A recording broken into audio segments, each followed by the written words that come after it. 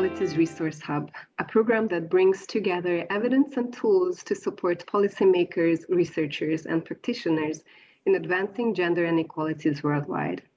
I'm Esther Farkas, and today I'm joined by Allan. Alice is the team leader for the Work and Opportunities for Women WOW program, a UK aid initiative that has been improving economic opportunities for women in global supply chains. She's also director of collaboration at Business Fights Poverty, where she supports companies in addressing social and climate challenges. Alice has worked extensively on gender and social justice issues, as well as serving as a human rights advisor for the UK government and a political researcher in Parliament. As we spotlight economic empowerment this February, it's a fitting time to reflect on the WOW program's impact as it wraps up this year. We'll explore what's been achieved, lessons learned, and how we can continue advancing gender-inclusive economic growth. Hello, Alice, and thanks so much for joining me. Pleasure, nice to be here.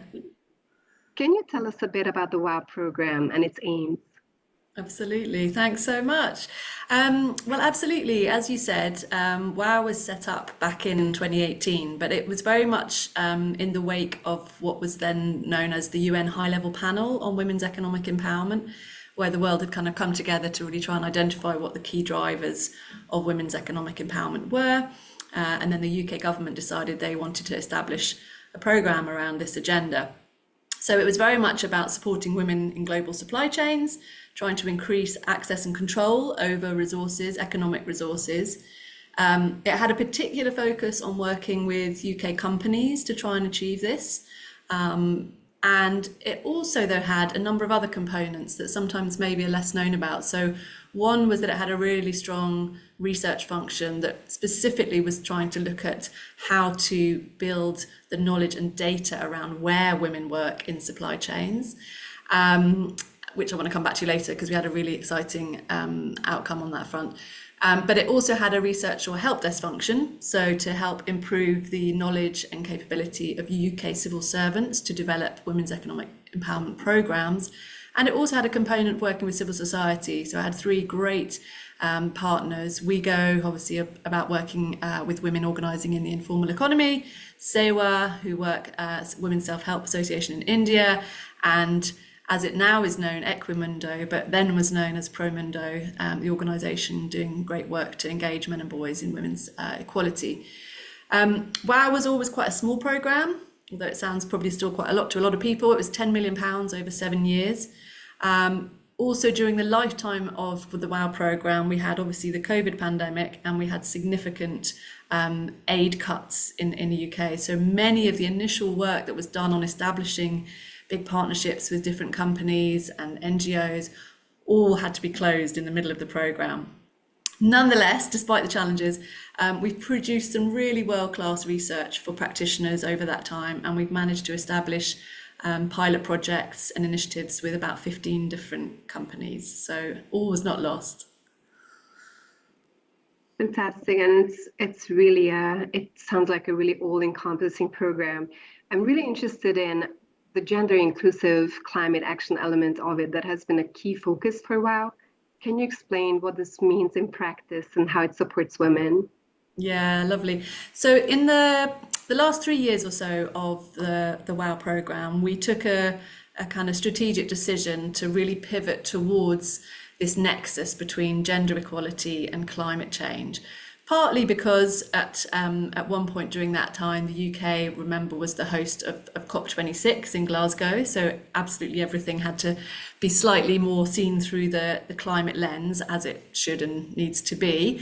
But also because we'd had all these changes and disruptions in the world at the start of the WOW programme, we felt it made sense to slightly more focus.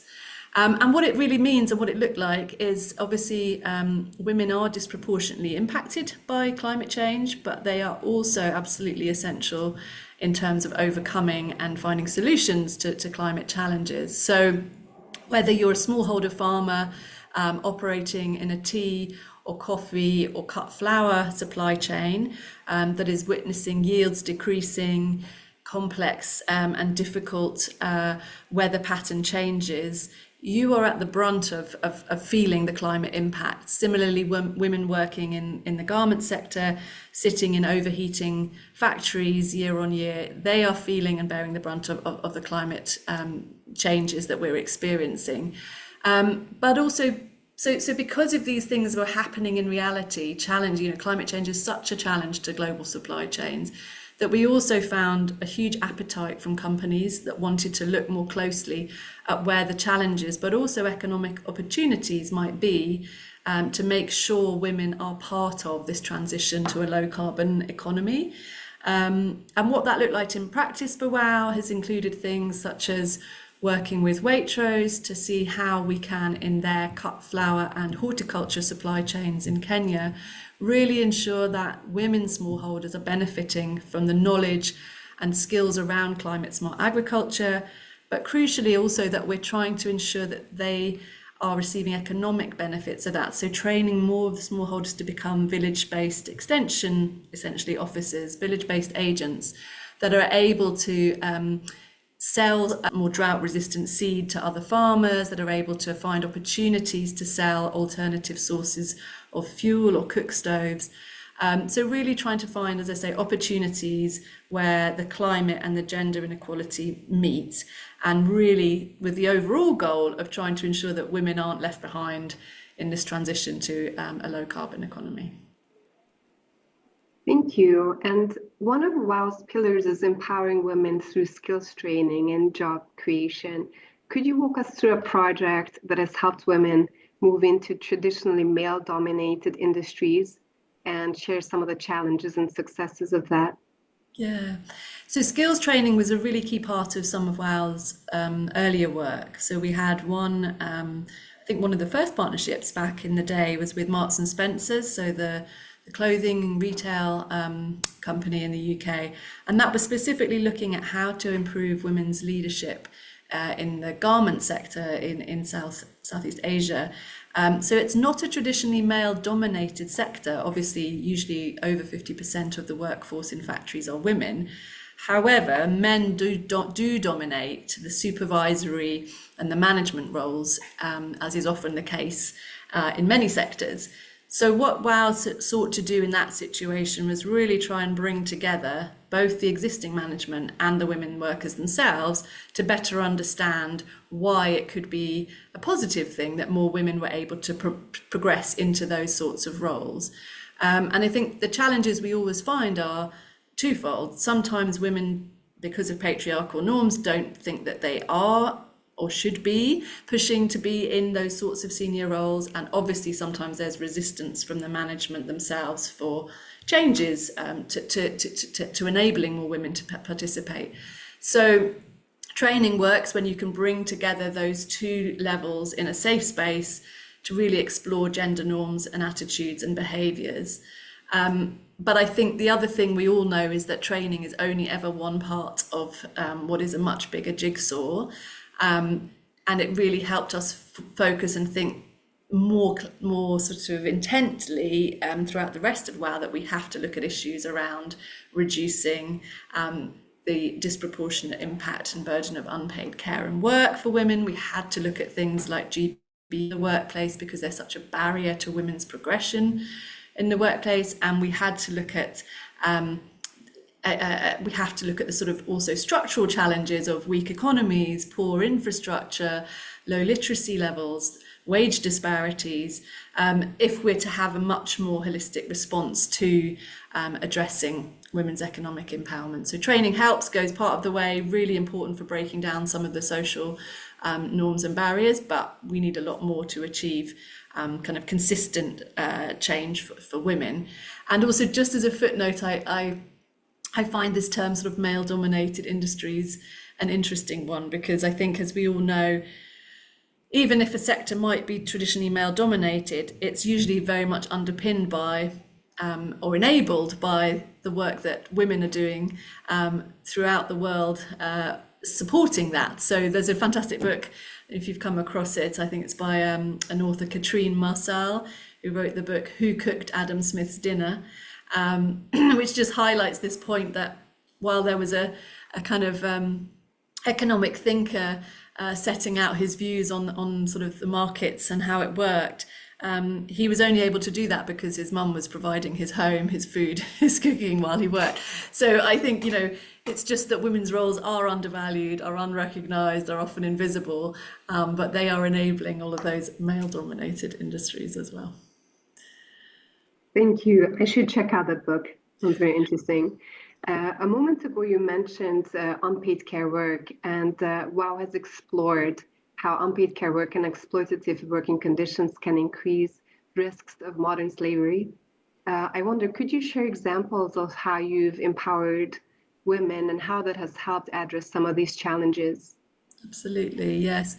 Yeah, we have focused on the unpaid care work throughout the life of the WOW program. I mean, very much so, I suppose, initially through research. But I would definitely say it's an area that's become a lot more prominent over the last 7 years. I think the kind of case for addressing unpaid care is definitely getting closer to being fully understood and made, but it's kind of the actions of what you do about it where we still need, I think, a bit more work. But so we undertook the first piece of work WOW did actually was with the company Primark, who again make a lot of clothing and sort of retail outfit. And they obviously rely on a lot of women workers in the garment sector. So we did a piece of work with them to look at, well, how much time were women spending in the factory and how much time were those women also spending providing unpaid care and work services in their for their families or for their community. And the title of the report says it all, because the title of the report is The Double Day. And that work absolutely found that women were essentially working a full day in the factory, and they were working the same amount of time at home after their work in the factory. And sort of, I suppose some people might say, well, why does that really matter to Primark? Well, obviously that has issues when it comes to women's productivity in the workplace. Also, a lot of women were often having to leave the workplace, so turnover becomes higher because they're having to look after sick relatives, or they're having to travel large distances to take remittances home to families, etc. And that's really forced a lot of thinking internally at Primark. They've set up an internal working group on unpaid care. Their different ethical sourcing managers in their different markets are seriously thinking through how they can tackle some of these issues with their suppliers and in the wider communities.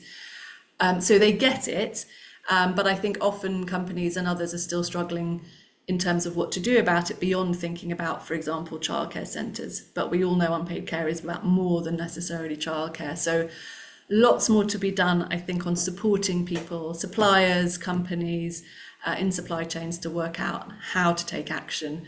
And also a lot of work to still do to convince governments that actually investment in the care infrastructure is as important as, say, your digital infrastructure or your road building infrastructure. Thank you so much. And one more question, which relates a bit to our resource library as well. As the Equalities Resource Hub features so many WOW resources, from reports to evidence reviews. For someone just beginning to explore WOW's work, which resource would you recommend and why? Oh, such a good question. I mean, there are literally hundreds of resources that WOW has produced over time. So it's brilliant that the Equalities Resource Hub's hosting some of that work. But I'd break this down into depending on who you are. So if you are somebody that works with the private sector or is a company working on these issues, I would direct you, number one, to all the relevant resources for that audience. We've hosted on the Business Fights Poverty website, where there's a microsite with everything you need. I would say specifically 2 reports do stand out for that audience. I'd say the most recent one, which looked at how women's economic empowerment can help build more resilient supply chains. It's a great overview of all the issues, from unpaid care to GBV to leadership, and how you can try and address those things within your supply chain. Lots of examples from how different companies are trying to do that. And the other one I think is really good is a toolkit that we designed for companies that are trying to think through this idea of how do you reach net zero and also still integrate inequality and make sure no one's left behind. So those are 2 really good ones, I think, for the business audience. I think if you are a a practitioner, so if you work in an NGO or you work for an organisation that's actually developing projects and programmes, a really good one that springs to mind as well was one that was actually produced, we did in partnership with the ICVCM, which is the Integrity Council for the Voluntary Carbon Market. So anyone starting to think about how do you develop a decent carbon credits programme that integrates gender, it is the most detailed and brilliant piece of guidance, because it really goes down to the level of these are the sorts of actual indicators you could include in a project. So it gets beyond the kind of broad recommendations around, have some stakeholder engagement. It tells you exactly what you need to do. So I think that's a really good one. Unpaid care, we've talked a bit about today. There's a fantastic, really detailed, almost encyclopedic report that Social Development directed. It's brilliant on the unpaid care economy, sort of everything you ever need to know and what's been happening about it, which is a great one. And then finally, I would just say, for those coming to this issue new or want to know what do we actually mean by these terms, there's some great early reports on what is we, how do you measure it, and how do you start capturing the data. Thank you so much, Alice. This has been very insightful, and I wish you all the best with this last year of the project. Is there anything else you'd like to add, or anything that you find important to mention just as we are wrapping up this interview? No, but I would just say, I think, I think another reflection for me is over this period, the world has changed enormously. We're probably facing even more challenges than we did when it started. We're getting this pushback against any companies doing ESG, sort of social and environmental work.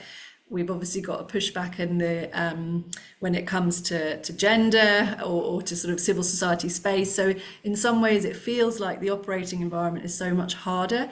But at the same time, I do feel that in that 7 years, these issues have progressed, and whilst we might not be reaching the sorts of numbers we would hope to be meeting, and we're worried about SDG targets and goals in the next 5 years, I think that the understanding of why you would include and think about gender in your supply chains has changed dramatically.